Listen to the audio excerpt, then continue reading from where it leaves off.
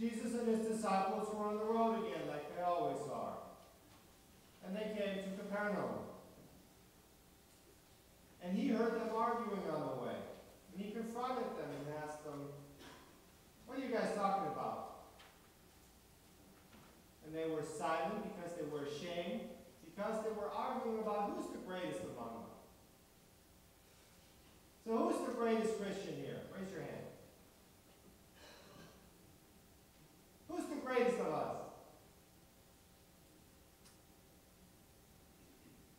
Hello? Okay. That's a hard question, right? Because how do you make that call? Do you give them a letter grade? Do they get a percentage? Who's in the 80 to 100% range here? What? Okay. Is there a final exam on Judgment Day? That would explain why you can't give me an answer because you don't know, right? Or is it karma that adds up over your lifetime? And at the end they compute your GPA for your life? So you can still make up to have this as a good year on your positive side? And what numbers do you measure that by anyway? Who's the greatest Christian here? What's your report card going to look like? You leave it up to God to do that judging? To test the person's heart? That's an easy way out. Or, sometimes we do that. Do you ask the majority of people what they think of them?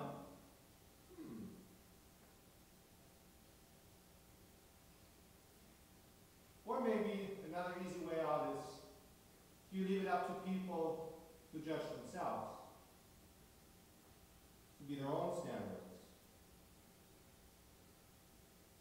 Well, here are a few categories in which we judge ourselves or others.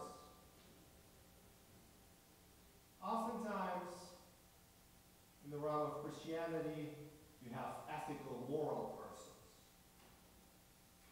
Here's how they judge. They judge you maybe by statistics. They don't want you to get a divorce or an abortion or the things they don't like. They want you to have a lot of children. That's what you do. They're unwavering in their convictions. They swear the least, they drink the least, they do all the right things. The moral, the good choices, the ethical persons. You see them on TV, in the paper, in our pews. And we need them to keep us straight. They judge us by our actions, or they hope God judges us by our actions. And ultimately, when you embark on that journey, you are a servant to standards. There's values, there's standards. You got to live by those, and everything will be all right. The ethical, moral person.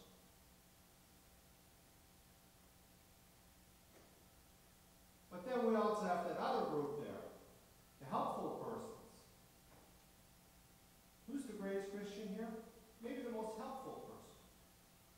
They bring food to the sick. They comfort the grieving. They cry with the widow. They send cards, not only for birthdays, but also when somebody's sick, they send well wishes. When you lose a loved one, then we'll send you a sympathy card. We have those in our pews as well. They go out to check on friends and family members, church members, just to see how they're doing. Good, caring people. Helpful persons can be judged by how helpful they are, how much love they pour out, how many casseroles they deliver, how many cards they send. And here we don't have servants to a standard or values, but here we have servants to neighbors that are like us, that care for the group, that keep spirit strong, if you will. That care for neighbors that are similar, that are like us.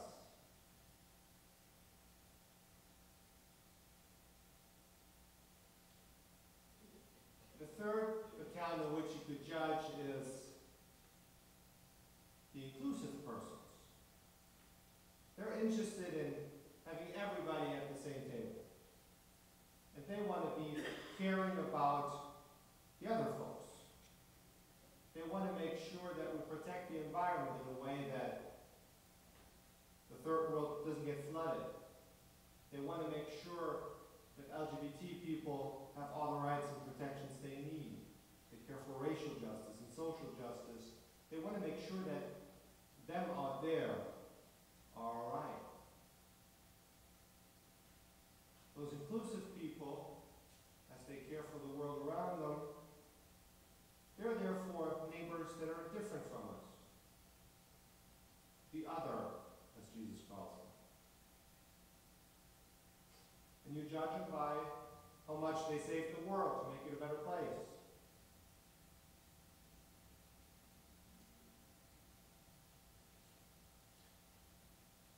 So we have those three standards: the ethical moral person, the helpful person, and the inclusive person. But then you also have entrepreneurial persons. They work hard, they make a lot of money. And the church likes them because they give a lot of money too. And they have that slogan, God helps those who help themselves. And they will be judged in that way. And they judge in that way. They don't like lazy folk. But they want to make sure that everybody's on their own feet and pull their own weight. And sometimes people need to hear that message. You can't stand on your own feet. You can make it on your own. A powerful gospel. And the entrepreneurial persons, they're servants to what Jesus calls the mammon.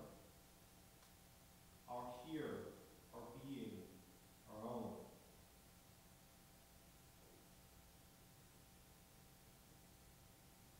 Another person I could think of that is an interesting standard to judge was still looking for who's the best Christian here, right? Another standard is interesting, that would be the most devoted person. The most devoted person doesn't miss a Sunday, ever. They pray the most. They never skip their grace over a meal, say their thanks at night. They read the most Bible. They do all the devotional things. And you will see them, and they will tell you that's what you got to do. They do church very well, in a worship kind of sense.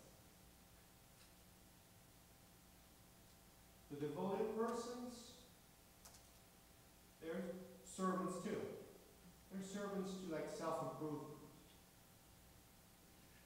In the bookstore, religion and self-improvement are kind of like the same thing, right? They take care of themselves, spiritually speaking.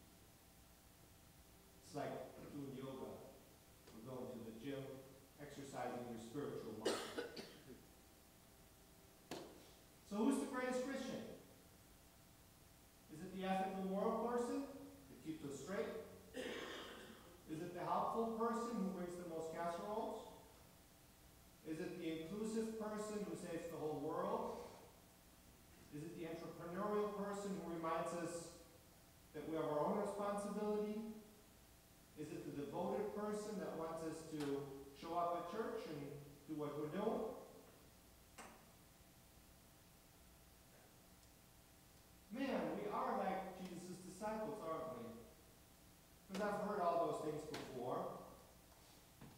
And we've tried all those things before, all of us. We're like the disciples that walk with Jesus, and sometimes we argue about stuff like that.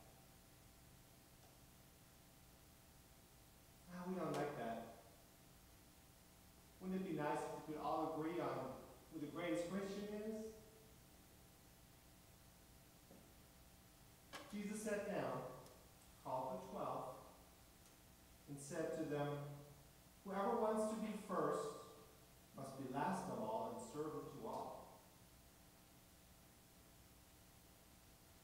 Well, here's the problem.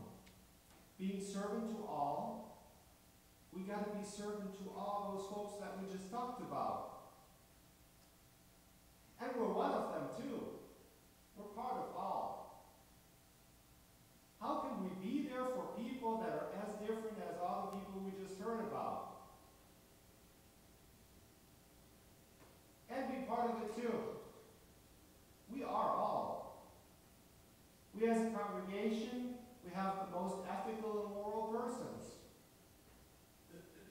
We have the most helpful persons. We have the most inclusive persons. We have the most entrepreneurial persons.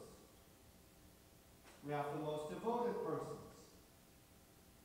They're all sitting in our pews right now. Some, if not most, are doing pretty well in some or multiple or all of those aspects. Who's the best Christian here? Here's the challenge that Jesus set before us. Whoever wants to be first must be last and servant of all. So here's the challenge Jesus set before each of us. To the inclusive person, how do you serve the piety of the devoted person?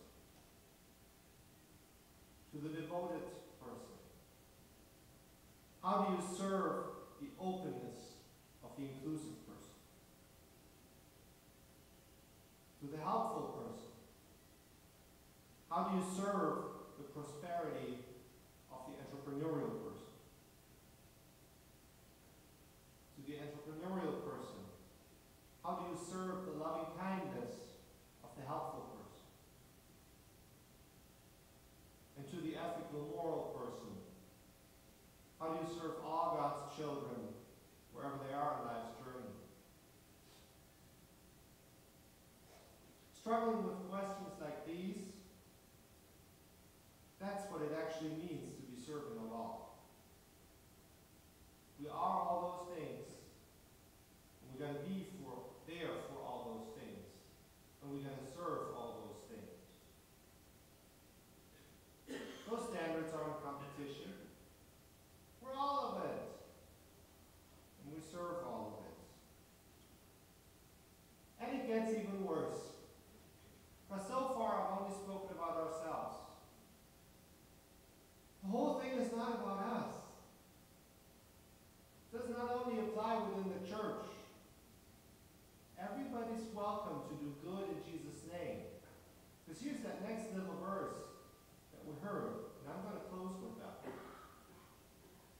John said to him, "Teacher, we saw somebody casting out demons in your name, and we tried to stop him because he was not following us, because he was part of our group." But Jesus said, "Do not stop him. For no one who does a deed of power in my name will be able to speak afterward evil of me. Whoever is not against us